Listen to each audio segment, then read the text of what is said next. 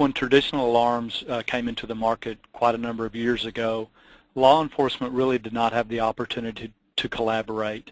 And with video alarms, law enforcement has been asked to the table to help develop best practices, which I think is going to be extremely important as we work together. You see, law enforcement costs have risen so much over the years that we can just no longer afford to put a police officer on every corner.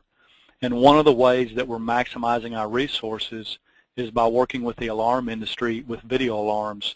It's truly, in my opinion, going to be a force multiplier. In May, I will have 30 years in law enforcement, and I think this is probably the single most beneficial development of technology that I've seen.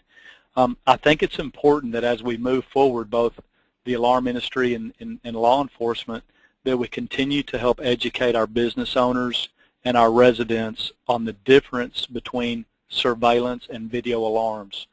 Surveillance has a very useful place. Video alarms, I believe, have an even more useful place from our perspective, and I'll give you an example in a moment. But we really need to educate our consumers, because I'm still finding that many of our potential customers do not know the difference. So my department, like many others, is really focused on community policing. We want to partner with our citizens and business owners and school districts and every partner that we can identify to work with, because everyone is concerned about public safety. So the video alarms is an excellent way to highlight that community policing. We're working with our citizens, our business owners, our security providers, and our insurance companies, and we're really working towards fewer false alarms, more arrest, and the reduction of property loss and crime and the deterrence of crime. And I want to talk a minute about the ultimate deterrent being arrests. We know that alarms have a useful purpose already, the traditional alarms, because if someone's home has an alarm installed, mine included, I know that that's going to minimize property loss. It may deter a break-in, but I certainly know it's going to minimize property loss. As video alarms become more and more prevalent, we're going to find that the criminal element is going to start educating themselves as to what is a video alarm. For example, we had a cell tower the other day where the bad guy walked up to the camera, casually just turned it downward, and they went about stealing copper, him and the other suspect. He thought that was just a surveillance video. Because it was a video alarm, and because my department in Grand Prairie, Texas, offers a higher priority and a quicker response to video alarms, my officers were there within 2 minutes, caught them both inside, and arrested both of them. That's a perfect example, whereas that was surveillance or even a traditional alarm, the response would have been longer, and they may very well have fled prior to our arrival. So what's going to happen is not only do we make 2 arrests there, but those bad guys are going to figure out that that was a video alarm, and that's how they got caught, and they're going to start talking to their friends, because they communicate in the criminal element just like we do in our professions, in our lives. So that really is, at the end of the day, if we have fewer false alarms and we have a higher number of apprehensions, that's going to serve as a exponentially much higher deterrent.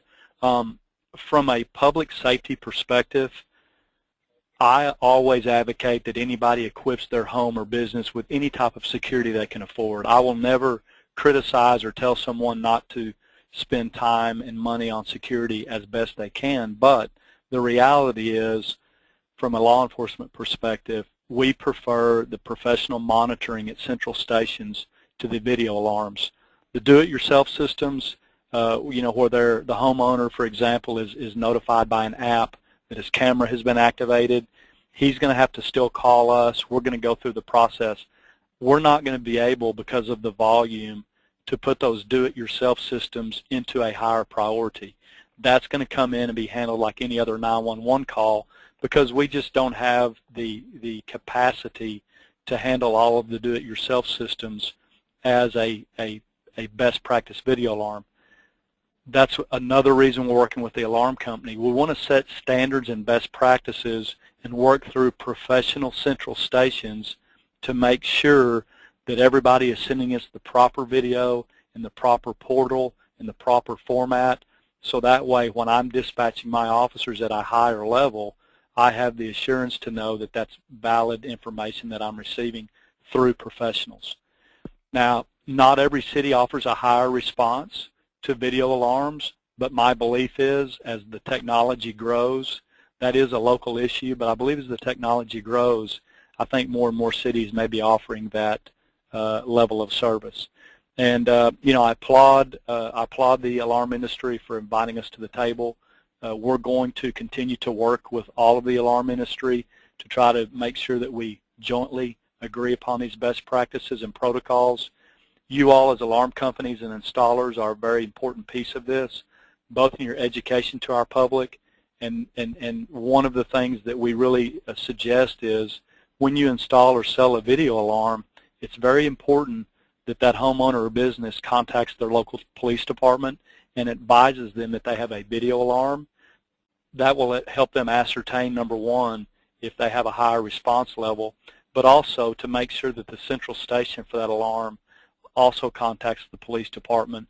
For example, if you're a central station that covers my city, you have a proper and formalized protocol to send that video to us in our PSAP through a dedicated avenue, so we're getting real-time information.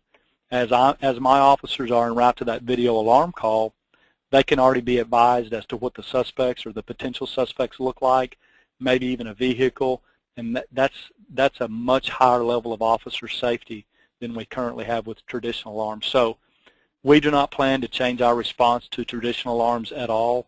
We plan to continue to respond to them as we always have. We're excited about this higher level of response for video alarms. Again, in Grand Prairie, it's already led to several apprehensions for our city. So me and other police professionals throughout the country will continue to work toward that goal at the end of the day of minimizing property loss, better protecting our citizens and business owners. And again, I'll just end with my sincere appreciation to each of you all for being advocates for law enforcement and helping us work together towards enhanced public safety. Thank you. Thank you, Chief.